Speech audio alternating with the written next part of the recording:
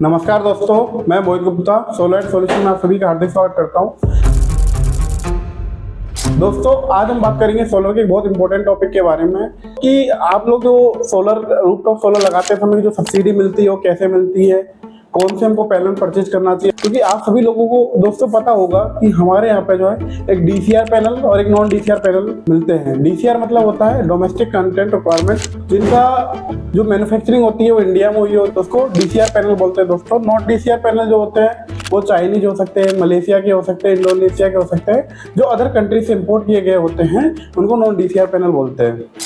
दोस्तों, आप सभी लोगों को पता होगा पीएम सूर्य घर योजना हमारी चल रही है, जिसके अंतर्गत आप सभी लोगों को डोमेस्टिक में 1 किलोवाट के सोलर पावर प्लांट पर 30,000 रुपये की सब्सिडी, 2 किलोवाट के सोलर पावर प्लांट पर 60,000 रुपये की सब्सिडी और 3 किलोवाट के सोलर पावर प्लांट पर 78,000 की सब्सिडी मैक्सिमम मिलती है। तो दोस्तों, ये केवल जो है डोमेस्टिक के लिए है, कॉमर्शियल या फिर इंडस्ट्रियल के लिए कोई भी इस प्रकार की सब्सिडी अपन को उपलब्ध नहीं है। मेरा अगर घर है, मैं डोमेस्टिक में हूँ, मुझे 3 किलोवाट का सोलर पावर प्लांट लगाना चाहिए, तो उसमें मुझे क्या सब्सिडी लेनी चाहिए या नहीं लेनी चाहिए, उस पर बात करते हैं। दोस्तों, अगर आप सब्सिडी लेते हो तो सब्सिडी लेते समय आपको ध्यान रखना है कि जिस भी वेंडर से आप ले रहे हो कि वो डीसीआर पैनल ही यूज ले।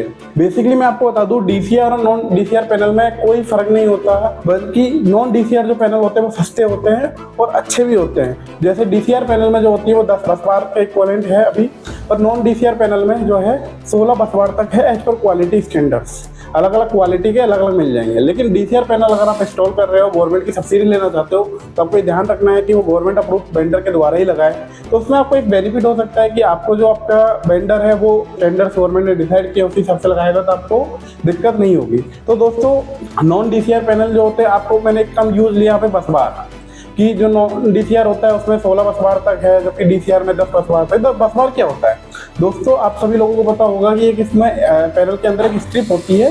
बस बार मतलब होता है कि उसमें होकर क्या होता है, करंट फ्लो होती है। जो इलेक्ट्रॉन्स हमारे फ्लो होते हैं उसमें इलेक्ट्रॉन से हमारी करंट जनरेट होती है, करंट फ्लो होती है। तो क्या होगा, जितने ज़्यादा बस बार होगी उतना रेजिस्टेंस कम होगा, उतनी ज़्यादा भाई इफिशियंसी आएगी।